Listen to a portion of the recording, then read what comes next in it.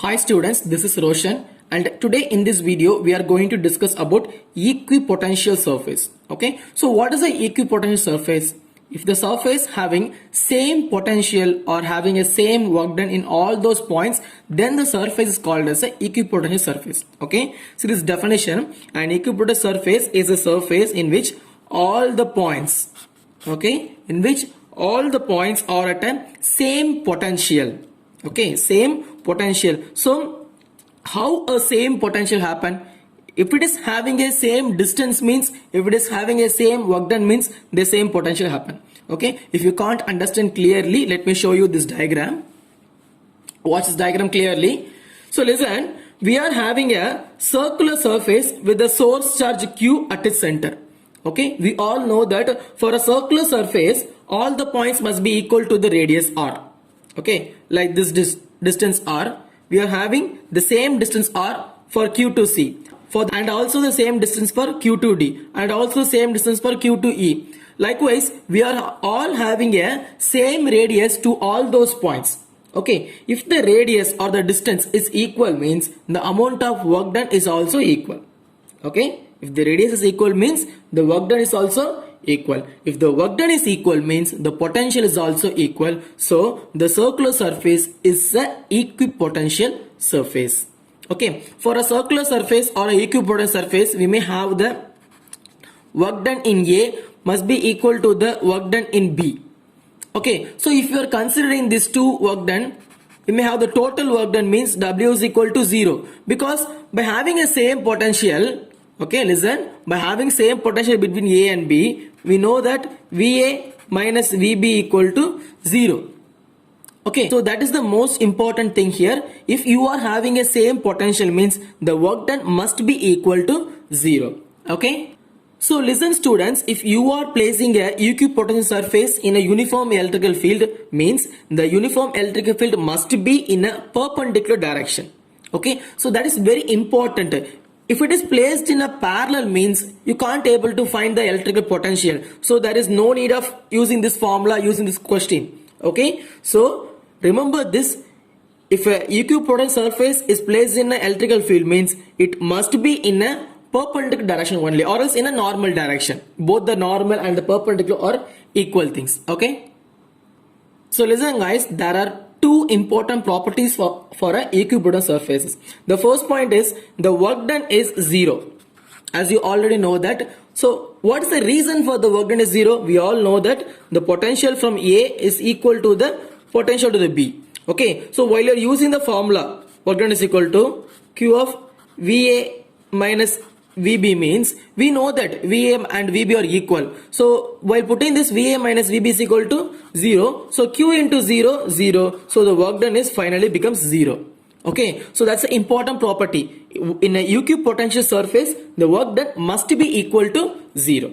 Okay, so what's the second point means? While you are placing a equipotential surface in a uniform electrical field means the electrical field must be placed in a perpendicular direction or in a normal direction. Okay, so that is the most important point. Okay, I'm repeating it. That's the most important thing. If you are placing a equipotential surface in a uniform electrical field means it must be in a perpendicular direction or in a normal direction. Okay, if you are placing a parallel electrical field means you can't able to find its potential. So there is no potential in that. Okay, so therefore the electrical field must be normal to the equipotential surface. So these are the two main properties of a equipotential surfaces. Listen students, it is very important to know about the relationship between the electrical field and the electric potential. Okay, it seems to be a simple but it's a very important one. So listen that before going into this, let me tell you what is the electric potential.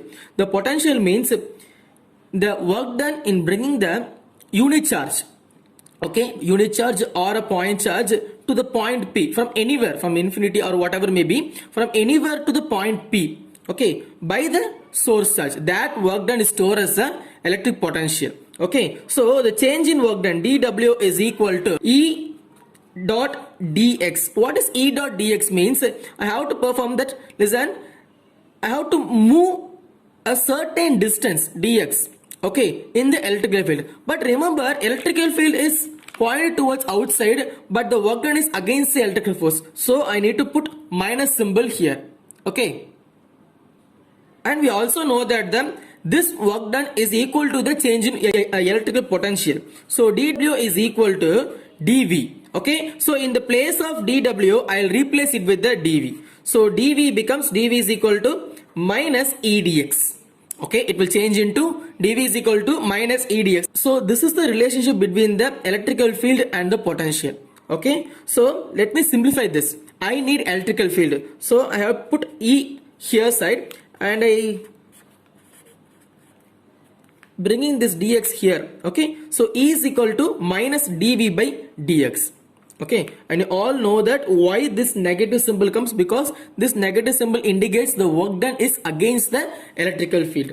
Okay, so listen guys, in a equipotential surface, okay, so listen guys, in a equipotential surface, the test points may lies in anywhere along here or here or here or wherever it likes to be. Okay, so we have to be ready in all those axes. So for that, the electrical field will transform into E is equal to minus of dou V by dou X.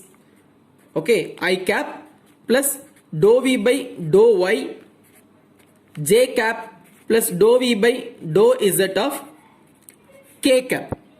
Okay, so this is a very important thing. We have to be ready for all those axes, X, Y and Z and Z axis. Okay, and that's not for now students, and this is the relationship between the electric potential and the electrical field. Okay, I hope you understand this lesson very much. If you have any doubt, you can ask me on the comment section, and if you need the notes, you can ask me on my private WhatsApp number that I give in my description box. So please like and share my channel. If you need daily videos, subscribe and press the bell button. Okay, thank you students. See you on the next video.